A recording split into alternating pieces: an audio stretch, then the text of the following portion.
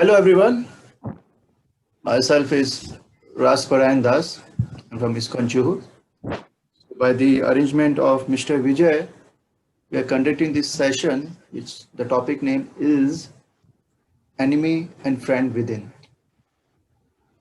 So you might heard this saying that life is a journey. As you can see in the slideshow, there's a big journey. Prabhuji, a small request. Can we do it in Hindi, please? Yeah, sorry, I forgot. Sorry, I Yes, please. forgot. Yeah, I'm so sorry. Forgive me for that. Yeah, so कहते हैं कि life एक journey है, एक रास्ता है जो कि बहुत लंबा है। एक्चुअली यहाँ पे बहुत छोटा दिख रहा है, और एक्चुअल में लाइफ में बहुत सारे स्टेजेस भी होते हैं। जैसे कि हम यहाँ पे देखेंगे, हम बर्थ लेते हैं, उसके बाद हमारा ग्रोथ होता है, फिर हम चाइल्डहुड में आते हैं, स्कूल जाना शुरू करते हैं। स्टार्टिंग में हम ज़बरदस्ती स्कूल जाते हैं, और फिर बाद में आदत लग जाती है, फिर शुरू करते हैं जाना। फिर यूथ आता है, फिर एडल्टहुड आता है, फिर ओल्ड एज, और फिर लाइफ खत्म। सो हर एक का लाइफ का एक गोल है, और लाइफ जैसे हम डिस्क्राइब किया उसमें स्टेजेस है। तो प्रेजेंटली हम अभी ये जो प्रोग्राम है, ये जो सेमिनार है, स्टूडेंट्स के लिए दे रहे हैं। तो मैं आज जो ये सेशन में फोकस करूंगा स्टूडेंट के लिए क्या गोल होने चाहिए, कि स्टूडेंट लाइफ का क्या गोल है। और जितने भी ये गोल्स है, स्टूडेंट लाइफ के गोल, हमारे प्रोफेशनल लाइफ के गोल्स, हमारे ओल्ड एज के गोल्स, सब मिला के स्टेप बाय स्टेप हमारे लाइफ के गोल बनते हैं। तो हमको हर एक स्टेज में पता रहना चाहिए हमारे हर एक स्टेज का गोल क्या है। सो स्टूडेंट लाइफ में जब कहा जाए कि गोल क्या है, हमें सक्सेसफुल बनना है हमारे करियर में। मीन्स हमारा एजुकेशन जितना हो सके अच्छे से होना चाहिए, अच्छे स्कूल से होना चाहिए, अच्छे मार्क्स के साथ होना चाहिए, और फिर ये सब इम्पोर्टेंस लोग देते हैं कि मार्क्स एंड अच्छा स्कूल एंड ये, मगर मेन चीज़ भूल जाते हैं पर्सनैलिटी या कैरेक्टर। क्योंकि इम्पोर्टेंट चीज़ ये है, स्कूल जो प्रेजेंटली हम देखते हैं बहुत फैसिलिटीज़ देते हैं, बहुत सारे अरेंजमेंट करते हैं हमें सक्सेसफुल बनाने के लिए, मगर देखा जाए तो हम पूरा फोकस रहता है स्किल्स के ऊपर, कि कैसे इंजीनियर बनेंगे, कैसे अच्छा डॉक्टर बनेगा, या बहुत सारी चीज़ें जो स्कूल में हम बेसिक सीखते हैं, मैथमेटिक्स एंड अदर थिंग्स, हम बाकी चीज़ें सीखते हैं। मगर स्किल्स ही काफ़ी नहीं होते हैं एक लाइफ के लिए। एक नॉलेज भी ज़रूरी है, विजडम भी ज़रूरी है, जो कि आपका कैरेक्टर बनाता है। सो अभी हम शुरू करेंगे हमारी जर्नी, स्टूडेंट जर्नी के लिए, कि ये जर्नी में बहुत सारे लोग आएंगे हमारे लाइफ में, ये स्टूडेंट लाइफ में। कुछ चीज़ हमें जो गोल है हमारा अच्छा स्टूडेंट बनने के लिए हेल्प करेंगे, और कुछ चीज़ें हैं जो हमें हमारा गोल अचीव करने के लिए डिस्ट्रैक्ट करेंगे। तो जो हमें हमारे गोल अचीव करने के लिए असिस्ट करते हैं उसे हम हमारे दोस्त कह सकते हैं, या वेल विशर कह सकते हैं, या जो हमें असिस्ट करते हैं। जो चीज़ें हमें डिस्ट्रैक्ट करते हैं, जैसे कि मौज मस्ती जो स्कूल कॉलेजेस में होती है, इसे हम हमारा वेल विशर नहीं कह सकते।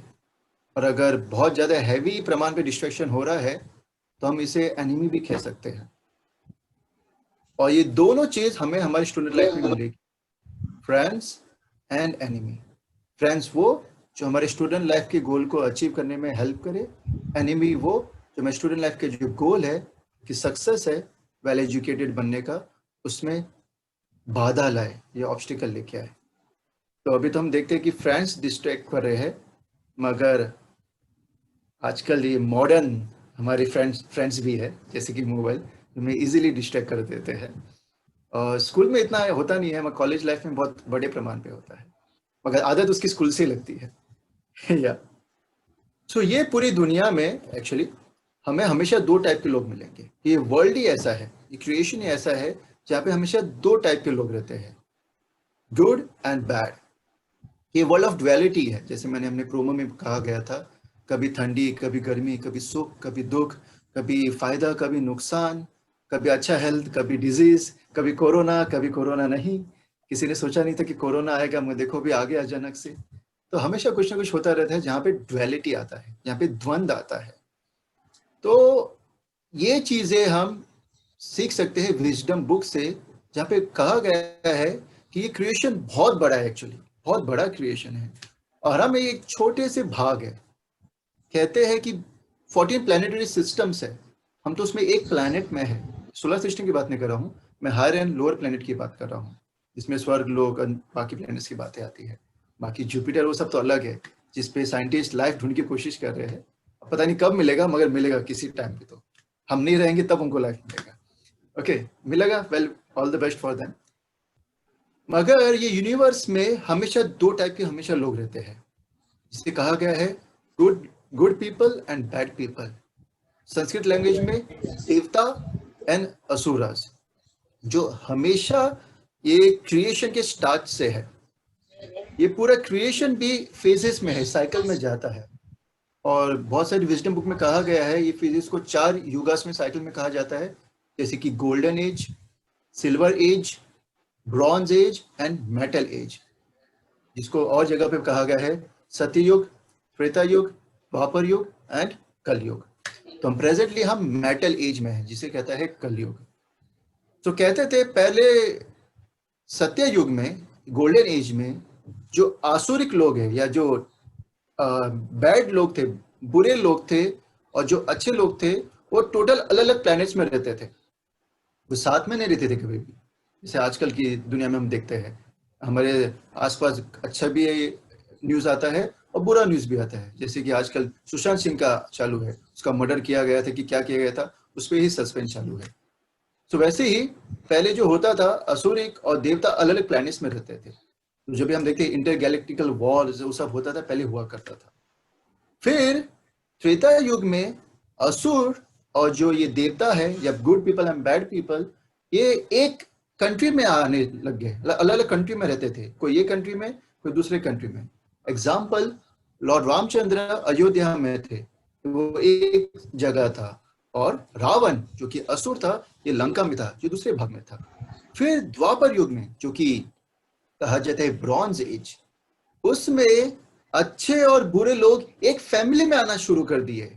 फैमिली ऑफ कुरुस हम देखते हैं, जहाँ की दुर्योधन था, जो कि बहुत बड़ा असुर था, और जहाँ के अच्छे लोग थे पांडवाज, जो कि गॉडली क्वालिटीज एग्जिबिट करते थे। ये दोनों एक फैमिली में थे। अब रही बात प्रेजेंट युग की, जिसे हम कहते हैं कलयुग, और यह की मेटल एज। उसमें क्या होता है, उसमें यह कहा गया है अच्छे और बुरे एक ही पर्सन के अंदर है, बोथ आर देयर, दोनों एक साथ में है। सो ये तो डेंजरस हो गया। बुरे लोग बाहर रहते तो ठीक थे, हम बच सकते थे, अगर बुरा अंदर है तो उससे कैसे बचेंगे? और क्या हम बचने की कोशिश भी कर रहे हैं? क्या उसको अपने दोस्त बना के रखा है? ये स्टूडेंट लाइफ में बहुत इंपॉर्टेंट है समझना कि हमारी लाइफ में भी बहुत सारे दुश्मन हैं और अंदर भी बैठे हुए हैं, जो कभी कभी पता नहीं कैसे परेशान करते, पता भी नहीं चलता। फॉर एग्जाम्पल, हम जब एग्जाम आता है, बहुत बढ़िया शेड्यूल बनाते हैं, 4 से 5 पढ़ाई, 5 से 6 खाना, 6 से 7 ये, 7 से 8 वो, एकदम 1 घंटा तो सिर्फ शेड्यूल बनाने में देते हैं, या पूरा प्रोग्राम बनाने में देते हैं। और जब एग्जीक्यूशन की बारी आती है, जब आता है चलो नाउ इट्स स्टडी टाइम, हमारा हालत कैसा हो जाता है पता है? हमारा हालत ऐसा हो जाता है, वी स्पेस आउट। हम जितना प्लान करते हैं उसका पता नहीं कितना % हम लोग एग्जीक्यूट करते हैं, हम नहीं कर पाते हैं। हम कुछ ना कुछ तो करते हैं, मगर जो हमने शेड्यूल बनाया था पढ़ाई के लिए, उतना नहीं कर पाते हैं। हम डिस्ट्रैक्ट हो जाते हैं, और कैसे होते पता भी नहीं चलता। और जो हम करते हैं, और देखा जाए, वो हमारी स्टडीज के लिए कभी भी बेनिफिशियल नहीं होता है। या तो हम मोबाइल पे लग जाते हैं, या तो हम कुछ गेम खेलने लग जाते हैं, या कुछ मूवीज में लग जाते हैं, या दोस्तों के साथ टाइम पास करना चालू कर देते हैं। अनेक अनेक प्रकार से हम डिस्ट्रैक्ट हो जाते हैं। और ये क्यों होता है, ये हम इसके ऊपर थोड़ा फोकस करेंगे। क्या कहा गया है कि प्रेजेंट जनरेशन में सबसे बड़ा इशू जो स्टूडेंट्स को आता है, वो है ये अटेंशन डिसऑर्डर। स्टूडेंट्स प्रेजेंट में कुछ दिया गया है कि 20 सेकंड के ऊपर फोकस नहीं कर पाते, वो डिस्ट्रैक्ट हो जाते हैं। वो क्यों होता है? कि उनका माइंड रेस्टलेस हो चुका है, और उसके बहुत सारे फैक्टर्स है, एक्सटर्नल एंड इंटरनल। वो शुरुआत होती है इंटरनल फैक्टर से, जो कि बाद में भारी रूप से मैनिफेस्ट करता है। तो अभी स्टूडेंट लाइफ में या बचपन में जो सबसे बड़ा प्रॉब्लम है बच्चों को, फॉर एग्जांपल है गेमिंग का, गेम खेलना। पहले लोग बाहर फुटबॉल खेलते थे, क्रिकेट खेलते थे, आजकल सबको वही चीज घर पे बैठ के करने की इच्छा हो जाती है। वे घर पे बैठे बैठे ऑर्डर देते हैं, मम्मी पानी लेके आओ। अब मम्मी जाती है पानी लेने के लिए, रूम से बाहर जाती है, रूम का गेट खोलती है, किचन में जाती है, ग्लास लेती है, उसमें पानी भरती है, फिर अच्छे से लेके आती है बेटे के सामने, और बेटा चिल्लाता है जोर से, इतना लेट क्यों कर दिया, क्यों इतना लेट आ रही हो। क्यों ऐसे बच्चे बिहेव करते हैं, क्यों इम्पेशेंटली, या उनको घाई रहती है, क्योंकि जो ये पैशनेट गेम से जो वो खेलते हैं उनको एजिटेट करता है। हर चीज उनको क्विक क्विक क्विक, नेट काम नहीं किया गुस्सा, ये काम नहीं किया गुस्सा, चिड़चिड़े हो जाते हैं वो। तो हमें लगता है ये स्मॉल थिंग है, गेमिंग वेमिंग बचपना लगता है, मगर ये स्मॉल थिंग भी कभी कभी बड़ी चीजों में कन्वर्ट हो जाती है। जैसे कि हमने रिसेंटली एक न्यूज सुना था कि एक बच्चे ने, स्कूल बच्चे ने अपने पिताजी के 16 लाख रुपए खर्चा कर दिए। किसके ऊपर? एक ऐसी चीज के ऊपर जो कभी रियलिटी में एग्जिस्ट ही नहीं करती। वो सिर्फ मोबाइल की दुनिया में उसने 16 लाख रुपए खर्चा कर दिए। पिताजी थोड़ा होशियार था, वो आटे का भाव जानता था, तो उसने क्या किया, अपने बच्चे को गैराज में भेज दिया, गैराज में जा, पैसा कमा और भरपाई कर। तो ठीक है, ये जो गलती की है बच्चे ने, ये हम करेक्ट कर सकते हैं। ऐसे अनेक आदतें हैं बच्चों को जो लग जाती है, जो आगे जाके हानिकारक होती है, जैसे कि ये नशापन करना, या स्मार्टफोन का एडिक्शन, या इंटरनेट का एडिक्शन, या बाहर का जंक फूड खाना, या अननेसेसरी खर्चा करना। ये सब उनको आदत धीरे धीरे लगती है। अगर हम बचपन में उसको कंट्रोल नहीं कर पाए या काबू में नहीं ले पाए, हम आगे आके उसके कॉन्सिक्वेंसेस देखेंगे। तो कुछ कुछ चीजों को हम रेक्टिफाई कर सकते हैं या सुधार सकते हैं, कोई कोई चीज हमेशा नहीं सुधर सकती है। जैसे कि वायलेंस जो बच्चे करते हैं, हमें पता है यूएस में कितनी सारी स्कूल शूटिंग होती है, कितने सारे बच्चे मारे जाते हैं, और ये जो बच्चे करते हैं स्कूल स्टूडेंट्स रहते हैं। क्यों ऐसा ये करते हैं? ऐसा क्या हो जाता है कि बंदूक उठा के सबको मारना शुरू कर देते हैं? अरे करेंगे तो क्यों नहीं करेंगे, क्योंकि स्क्रीन में वही करते, गोलीबारी। किसी के घर में बंदूक रहती है, उठा के सीधा किसको मारना शुरू कर देता है। कितने सारे स्टूडेंट्स लोग मर रहे हैं, और करने वाले भी बच्चे हैं। और हमें ऐसा कभी मत सोचना कि ये तो अमेरिका में हो रहा है, हमारे देश में कैसा होगा।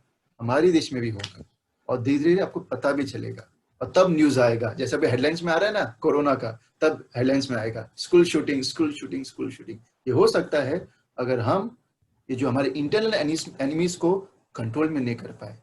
हम अपने बच्चे को ऐसी हालत में नहीं दिखना चाहते जैसे कि ये बच्चा है, क्योंकि यंग एज है। नादानी या गलती या केयरलेसनेस इसकी या इसके पेरेंट्स की, वो हमें नहीं पता, मगर उसको कहाँ पे लेके चली गई, कहाँ पे गया इसका भविष्य, सही पता।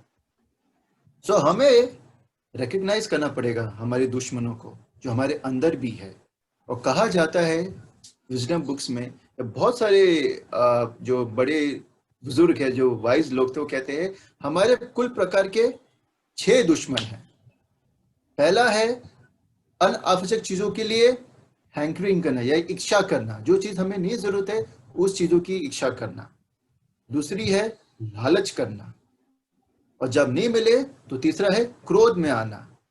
जब हमें मिले और बाजू वाले को नहीं मिले तो गर्वित होना। जब बाजू वाले को मिले और हमें नहीं मिले तो ईर्ष्यालु होना। और ये सब पांचों के चक्कर में फिर वायलेंस करना, पागलपन करना। तो टोटल 6 एनिमी है, जिसे कहते हैं intense desire, anger, greed, pride, envy and madness. बहुत इंटेंस इच्छा, लालच करना, ईर्ष्या करना, क्रोध करना, ईर्ष्यालु होना, गर्वित होना और पागलपन करना। ये टोटल 6 प्रकार के दुश्मन हैं। और ये कैसे हमारे दुश्मन है, ये स्टोरी समझने, ये चीज समझने के लिए एक बहुत सुंदर स्टोरी है, आपने पढ़ा रहेगा स्कूल लाइफ में, एसॉप फेबल स्टोरी। ये बहुत फेमस है एक्चुअली। सो इसमें क्या होता है, 2 पड़ोसी रहते हैं। एक पड़ोसी के पास हमेशा वो कुछ ना कुछ पाने की इच्छा करता रहता है, बहुत लालची रहता है। मेरे पास अच्छा घर होना चाहिए, मेरे पास अच्छा टीवी होना चाहिए, आईफोन 12 होना चाहिए, अच्छी गाड़ी होनी चाहिए, सब उसे अच्छा अच्छा चाहिए रहता है। वो हमेशा वो लालची रहता है, और उसका कर्मा अच्छा रहता है तो भगवान की कृपा से उसको बहुत मिलता भी है। पर जितना उसको मिलता है वो कभी संतुष्ट नहीं रहता, हमेशा लालची पना करता है, और चाहिए और चाहिए और चाहिए। वहीं पे उसका दूसरा पड़ोसी रहता है बाजू वाला, उसे भी वो सब चीजें चाहिए रहती है, उसका कर्म अच्छा नहीं रहता है, उसकी तकदीर अच्छी नहीं रहती है, और वो ये सब चीजें नहीं पा पाता। तो क्या करता है, वो अपने पड़ोसी से ईर्ष्यालु हो जाता है। और जब देखो इनका छोटी छोटी बातों पे, कभी पार्किंग के ऊपर झगड़ा, कभी खेलने पे झगड़ा, कभी बच्चों के वजह से झगड़ा, कभी बीवी की वजह से झगड़ा होता रहता है। तो भगवान को से देखते रहते हैं, भाई ये क्या शुरू है। और वो नीचे आते हैं, सोचते हैं कि इनका एक बार का निवारण कर देता हूँ मैं, जो इनकी इश्यूज है। तो एक बार भगवान आते हैं ये दोनों पड़ोसी के साथ सामने, और कहते हैं, भाई ऐसे झगड़ा मत, हम भाई बंद है, मनुष्य है, एक दूसरे की मदद करनी चाहिए, क्यों झगड़ते हो। बोलो तुम लोगों को क्या चाहिए, मैं आज तुम दोनों की इच्छा पूरी कर दूंगा। सबसे पहला लालची व्यक्ति बोलता है, भगवान मुझे मेरा पूरा घर सोने से भर दो, सोने के सिक्के से, ठीक है।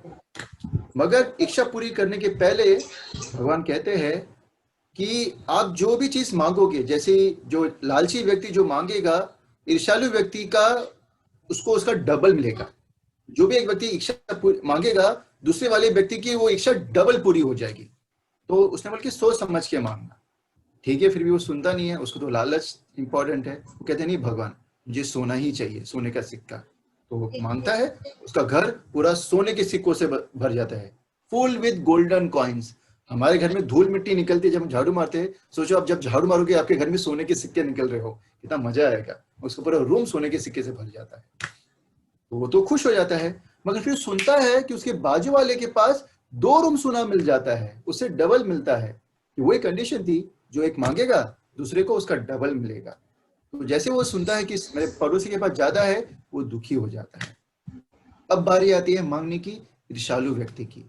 अब ईर्ष्यालु व्यक्ति क्या मांगेगा, वो तो हमेशा दूसरे से ईर्ष्या करता है। वो क्या मांगता है पता है, मांगता है भगवान मैं चाहता हूं कि जो मेरे पड़ोसी है, लालची पड़ोसी, उसको तुम एक आंख से अंधा कर दो, ठीक है। वो आवाज सुनता है जोर से, उसका पड़ोसी अंधा हो जाता है, ओ मुझे अंधा कर दिया, एक आंख से अंधा कर दिया। जैसे ही वो एक आंख से अंधा होता है, ईर्ष्यालु व्यक्ति का क्या होता है, वो दोनों आंख से अंधा हो जाता है। क्यों, उसने जो कंडीशन ये थी, जो दूसरे को मिलेगा इसको उसका डबल मिलेगा। तो ये ऐसा होता है, हम लालच और ईर्ष्या में हमेशा खुद का नुकसान करते हैं, कभी भी किसी का खुद का फायदा नहीं कर सकते। ये हमेशा हमें पता रहना चाहिए। तो जो हमारे 6 दुश्मन है, इसका मूल जो सोर्स है या रूट है, ये है डिजायर, इच्छा। अभी कोई कहेगा, पेरेंट्स भी है ये सेमिनार में, तो कहेंगे भाई इच्छा तो नेचुरल है, हर एक के पास इच्छा है, इसमें खराबी क्या है। हाँ, इच्छा प्रॉब्लम नहीं है, मगर कौन सी टाइप की इच्छा है वो इंपॉर्टेंट है।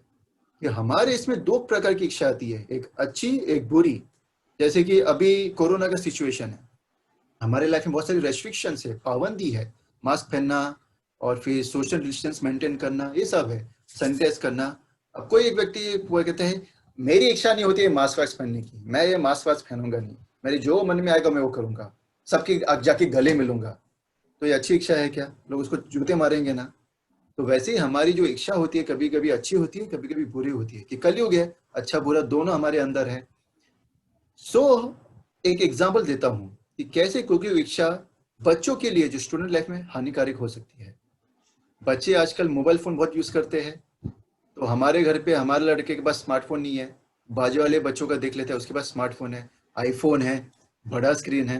तो घर पे डिमांड करता है, मम्मी मुझे फोन चाहिए, मम्मी मुझे फोन चाहिए, वैसे डिमांड करना शुरू कर देता है। और घर वाले परेशान होके इसका हैंकरिंग सुन के, इसका हट सुन के, ठीक है ले लो, बच्चा एकदम खुश, फोन मिल गया, एकदम मजे में, एकदम आनंद में हो जाता है, ठीक है। पर जैसे आप उसे फोन लेने की कोशिश करोगे, क्या करता है वो, क्रोधित हो जाता है। देखा, क्रोधित हो जाता है, और उसको अपने पास फोन होने का गर्व भी रहता है, जाके फोन बाहर लेके जाता है, देखो मेरे पास स्मार्टफोन है, वो प्राइड एग्जिबिट करता है। और जब देखता है कि उससे अच्छा स्मार्टफोन उसके दोस्त के पास है, ईर्ष्यालु हो जाता है कि मेरे पास इतना अच्छा क्यों नहीं है, मेरे पड़ोस के इससे जब भी ज्यादा अच्छा है। फिर घर पे आके फिर से हट करता है, मुझे ये चाहिए, मुझे वो चाहिए। और जब हम नहीं देते हैं, वो फोन जो उसको दिया था घर वालों ने, उसको तोड़ देता है। ये काल्पनिक कहानी नहीं है, ये रियलिटी है। एक बच्चा था 11th स्टैंडर्ड में, उसके भाई ने उसको 28,000 का स्मार्टफोन दिया था, वही PUBG गेम खेलने के लिए। मगर फोन का थोड़ा जो ग्राफिक था थोड़ा कम था, तो भाई से जिद करने लगा, मुझे 45,000 का मोबाइल चाहिए, 28 का नहीं चाहिए। तो भाई कहा, भाई कहाँ से दूंगा, पैसा नहीं है, कैसे, तो 28,000 का दिया है। वो जिद ही था, और उसकी जब इच्छा पूरी नहीं हुई, उसने गया रूम में और खुद को फांसी दे दी, सुसाइड कर लिया। किसके लिए? एक स्टूपिड से गेम के लिए। और गेम वो खेलते हैं, पैसा कोई और कमाता है। इंटरेस्टिंग चीज ये है कि हम गेम खेलते हैं, बहुत सारी चीजें करते हैं, मगर वो सब किसी और का बिजनेस निकल जाते हैं उसके अंदर, वो करोड़ों रुपए कमाता है और हम हमारी लाइफ गवा देते हैं कभी। तो ये चीजें छोटी लगती है मगर हानिकारक भी है।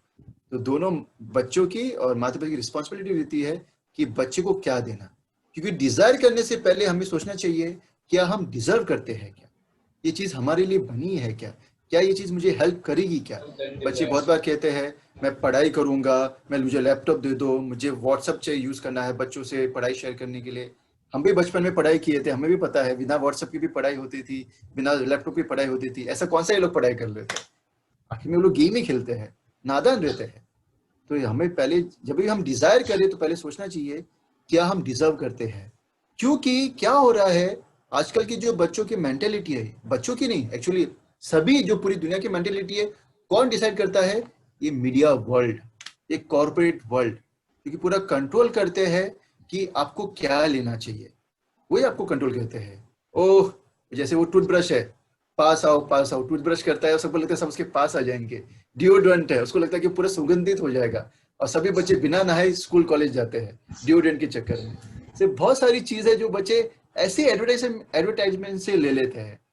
और हमें भी पता रहना चाहिए कि एडवर्टाइजमेंट में असलियत नहीं रहती है, मगर हम बहकावे में आ जाते हैं। क्योंकि क्योंकि एक आइडियल पर्सन, एक कैरेक्टर जो हमें पसंद है, वो उसे सेल कर रहा है।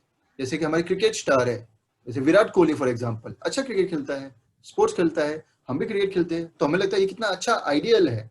मगर वही विराट कोहली फिर दारू की चीजें बेचता है, अल्कोहल बेचता है, यारी दोस्ती वगैरह वगैरह एडवर्टाइज करता है, और फिर हम वो भी ले लेते हैं उसके साथ में।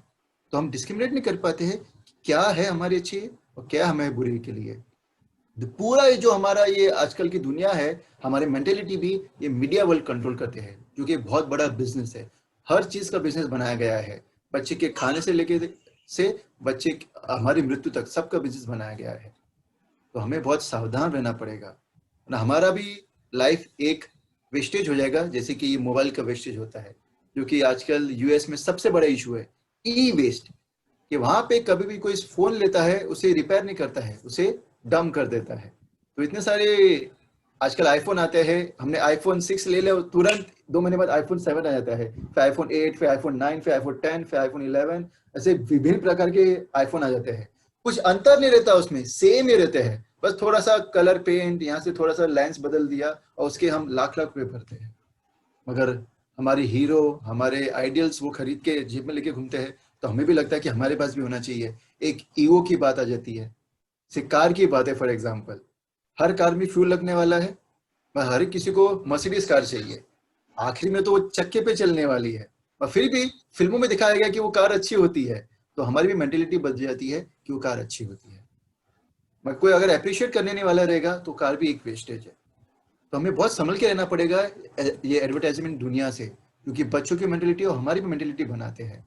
क्योंकि हम कभी भी देखते नहीं है एडवर्टाइजमेंट में मिल्क बेचना, गाय का दूध कोई बेचो, पैक प्रोडक्ट की बात नहीं कर रहा हूं मैं, एज इट इज कभी एडवर्टाइजमेंट नहीं होता, कभी ब्रेड का एडवर्टाइजमेंट नहीं होता, कभी भी गेहूं का एडवर्टाइजमेंट नहीं होता, कभी दाल का एडवर्टाइजमेंट नहीं होता। किसका एडवर्टाइजमेंट होता है? ऐसी चीजों का एडवर्टाइजमेंट होता है जिसकी हमें जरूरत नहीं है, इसलिए तो एडवर्टाइज करना पड़ता है कि हमें वो जरूरत नहीं है, वो लोग बताते हैं कि आपको वो लेना चाहिए, और ये कंज्यूमरिज्म है। तो कहते हैं कि द एक्सपर्ट सेल्समैन कौन है? जैसे एक हमारा एरिया है हमारे पूरी दुनिया में, एंटार्क्टिका और आर्टिक रीजन, जहाँ पे पूरा बर्फ ही बर्फ है। तो एक्सपर्ट सेल्समैन वो होगा जो कि फ्रिज बेच देगा ये एंटार्क्टिका में रहने वाले लोगों को, जो एस्किमोस को फ्रिज बेच देगा, उसे सेल्समैन कहा जाता है। उनको जरूरत नहीं है कि पूरा फ्रिज में ही रहते हैं, पर फिर भी उनको फ्रिज जाके बेच के आ जाएगा।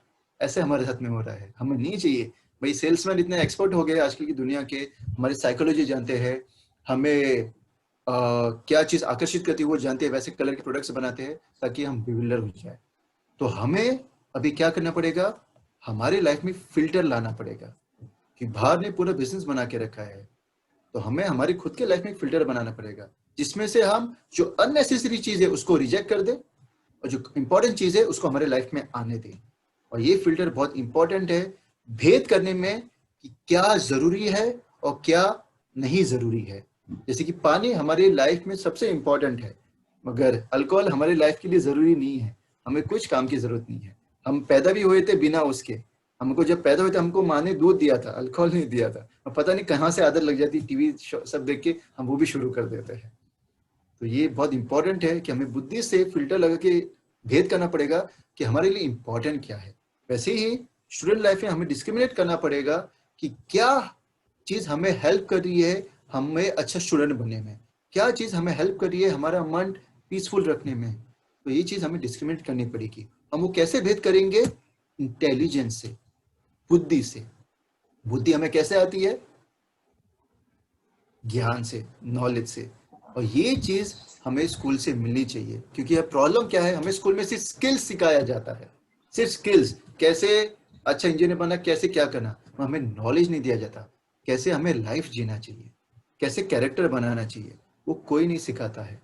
और ये सब चीजें हमें मिलती है फिर विजडम बुक से, जहाँ पे साक्षात्कार या रियलाइज नॉलेज दिया जाता है, जहाँ पे बड़े बुजुर्गों ने जिन्होंने अपनी खुद की लाइफ एक सही तरीके से जिए, अपने एक्सपीरियंस से शेयर करते हैं, वहां से हमें नॉलेज मिलता है। वो नॉलेज से हम जब हमारी बुद्धि का इस्तेमाल करेंगे तब हम डिस्क्रिमिनेट कर पाएंगे या भेद कर पाएंगे कि क्या हमारे लिए अच्छा है और क्या हमारे लिए बुरा।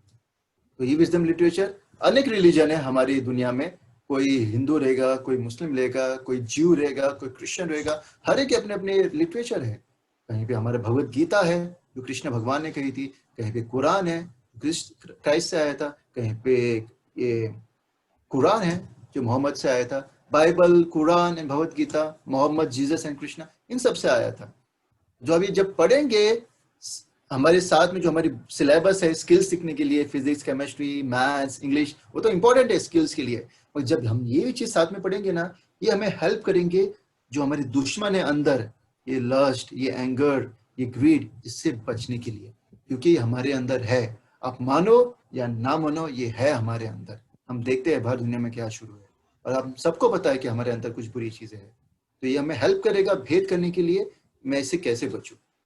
तो हमें स्किल्स तो लेना है टीचर्स लोगों से, हमें ये भी बनना है कि हम एक अच्छा इंसान कैसे बने, कैसे हमारे लाइफ में कल्टीवेट करें अच्छे गुणों को, जैसे कि फ्रेंडशिप, गुडनेस, क्लीनलीनेस, कैसे क्लीन रखे खुद को, कैसे एक दूसरे की हेल्प करिए। ऐसा नहीं कि एक हमारी खुशी के लिए मैं दूसरी खुशी को लात मार देता हूँ, जो कि कॉर्पोरेट वर्ल्ड में होता है। मुझे ऊपर वाला पोस्ट चाहिए तो मुझे मेरे बीच में आ रहा है उसको कुचल के मैं ऊपर जाता हूँ। वो पॉलिटिक्स होता है। ये बच्चों को बाद में आएगा, फिर भी मैं बता रहा हूँ कि हम अगर कैरेक्टर रहेगा हमारा बराबर, तो हम खुद को भी अच्छे से जी सकते हैं और जो हमारे साथ में है वो भी अच्छे से जी सकते हैं। तो स्किल तो इंपॉर्टेंट है जो हमें स्कूल से मिलता है, मगर हमें हमारा कैरेक्टर भी बनाना पड़ेगा, जिसमें एक हार्ट रहेगा, जिसमें सिर्फ अच्छी चीजें रहेंगी, ना कि बुरी चीजें रहेंगी जो हमें डिस्ट्रैक्ट करती है। तो स्टूडेंट लाइफ में हमें हमेशा सतर्क रहना पड़ेगा, क्योंकि स्टूडेंट लाइफ ही है जो हमारा कैरेक्टर बनाएगा, हमारी पूरी लाइफ उसके हिसाब से रहेगी। क्योंकि आजकल पूरी दुनिया में सबसे बड़ी नीड है चेंज की। पूरा दुनिया देखा जाए तो डिस्ट्रक्शन के मोड पे जा रहा है। जिस तरह से हम सो कॉल्ड एडवांसमेंट कर रहे हैं, हमने देखा है कि कोरोना कैसे फैल गया और पूरे सिविलाइजेशन में डिस्टर्ब कर दिया। क्यों हुआ? ये हमारी गैर जिम्मेदारी से हुआ। तो हमें जिम्मेदारी लेनी पड़ेगी, और जो हमारे अभी डेजर्ट जैसे जो सिचुएशन है हमारी दुनिया में, उसमें चेंजेस लाना पड़ेगा। और हर एक को इसमें रिस्पॉन्सिबिलिटी लेना पड़ेगा, हर एक को जिम्मेदारी लेनी पड़ेगी, बच्चे से लेके माता पिता को भी। और यही तो एक फैमिली का मतलब होता है। फैमिली का मतलब ये नहीं होता है मैं काम पे जाता हूँ, मैं पैसा कमाता हूँ और मैं टीवी ला के दिया, मैंने मोबाइल ला के दिया, ये नहीं फैमिली। फैमिली का मतलब होता है कैसे हम साथ में रह के अच्छी फैमिली बने, एक अच्छा बेटा बने, एक अच्छा पिता बने, एक अच्छी माता बने और अच्छी बेटी बने। ये फैमिली होता है, यही लव होता है। ना कि बस मोबाइल दे दिया बच्चा खुश रहे, ना कि ये दे दिया खुश रहे, ना नहीं।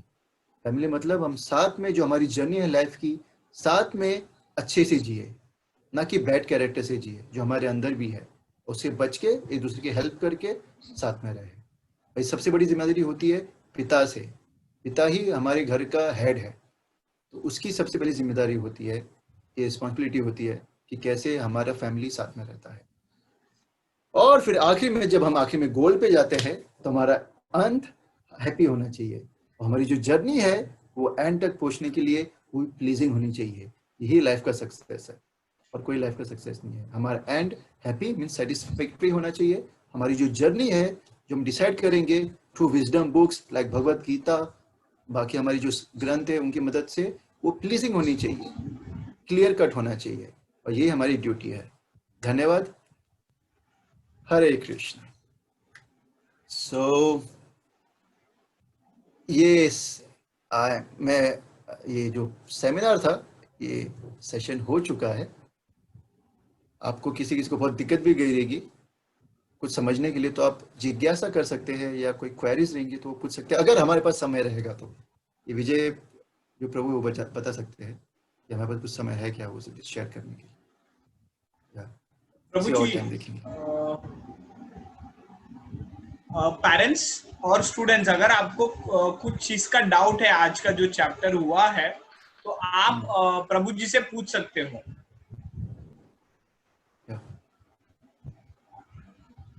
तो अभी हम करने वाले ये सब। हाँ प्रभु सर, अभी हम ये सब करने वाले हैं डिस्कशन। हमें पास समय है वो सब करने के लिए। आपके पास है प्रभु जी समय, या नेक्स्ट लेक्चर में रखूं? मुझे कोई प्रॉब्लम नहीं है, 5 मिनट है हमारे पास समय। हाँ, कोई दिक्कत नहीं प्रभु जी, बस उनको पूछ रहा हूँ। या क्योंकि बहुत सारे बच्चे और पेरेंट्स से थोड़ा क्वेश्चन करने के लिए सोचते हैं ऐसा। और किसी को अगर हाँ प्रभु जी, नहीं बोल सकते हैं। या शुभम जी सर, जो पहले सर ने बताया ना कि त्रेता युग से पहले के बारे में, वो कौन से युग के बारे में बताए थे, थोड़ा उसका डिटेल बताइए। हमारे 4 युग है माता जी। पहला है सत्य युग जिसे हम गोल्डन एज कहते हैं, दूसरा है त्रेता युग जिसे हम सिल्वर एज कहते हैं, तीसरा है द्वापर युग जिसे हम ब्रॉन्ज एज कहते हैं, और चौथा है हमारा कल युग जिसमें अभी हम हैं, जिसे हम मेटल एज कहते हैं। तो ये 4 एज है, जो 4 एज में अलग अलग सिचुएशन होती है असुर और देवता के साथ में रहने की। तो ये युग में ऐसा है कि दोनों एक ही जन के अंदर है। मेरे अंदर असुर भी है, मेरे अंदर थोड़ी देवता वाले गुण भी है। तो हमें परखना है कि कौन से गुण को प्रोत्साहन देना है और कौन से गुण को लात मारना है या रिजेक्ट करना है। ये हमें ये बुद्धि का इस्तेमाल करके करना है, क्योंकि हर एज में 55 से लेके बुढ़ापे तक ये दुश्मन और दोस्त हमेशा साथ में रहने वाले हैं। तो हमें बुद्धि का इस्तेमाल करके हमारे शिक्षकों का मदद लेके हमें ये दुश्मन से दूर रहना है, और जो हमारे में अच्छे गुण है जो स्कूल में सिखाया जाता है उसको बढ़ावा देना है। जी सर, थैंक यू। ओके,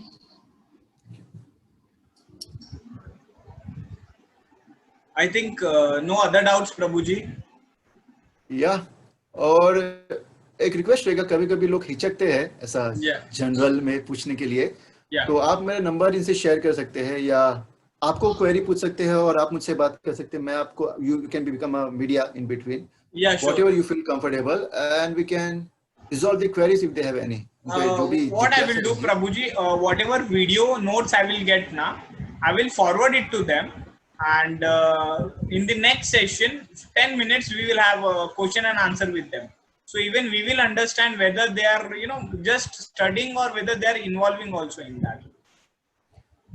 चलेगा कि बच्चे that would be more better, because कैसा होगा, a video recording will help them to make their notes, because it is a subject for them, and even they until unless they don't communicate, it won't make any it would be waste of knowledge just preaching the knowledge.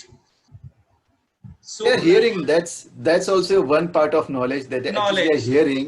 But application application is okay, at least they are hearing, कुछ तो गया, yes, कुछ तो गया आधे घंटे में, that's good enough. कुछ no, my students, they do Prabhu ji, by God grace I am blessed by Krishna. They execute the knowledge.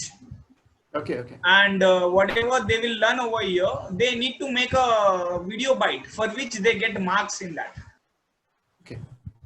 So whatever PPT, whatever presentation today you had given, will make Yeah. notes what they have understand. So my Yeah. way of communication with them is the video only. So in the Okay. future, when they grow, when they see their e-portfolio, they can Yeah. see what knowledge they have gained. That's all. Yeah. The character will show what knowledge have they gained. Yes, yes. And when I they go to will. corporates, Yeah. that time they Then will it be will be a. blessed by like, right, Yeah. It's a biggest issue right now. I'm taking just 1 minute. right, कि हम सब लोग पैसा कमाने के पीछे भागते रहते हैं, मगर कैसे लाइफ जीना उसके पीछे कोई नहीं भागता है। इस सबसे बड़ा इशू आज की नहीं दुनिया में प्रभु, है mental problem. They can become engineer by their degree, they can become, but how to maintain that engineering, they are like most people are struggling. और एक्चुअली काम हमें 40 साल तक करना है, 40 ओवर स्पैन ऑफ 40 years हम वी हैव टू वर्क। हम जो डिसाइड करते हैं वो सोच समझ के डिसाइड करना पड़ेगा और 40 साल तक उससे काम भी करना पड़ेगा।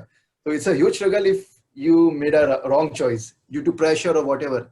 right. So it's good that you are arranging such session और एक काउंसलिंग हो जाता है बच्चों का, क्योंकि ये अभी नीड है, बाद में कोई Yes. सुनता नहीं है, अभी सुनेंगे बाद में कोई नहीं सुनेगा।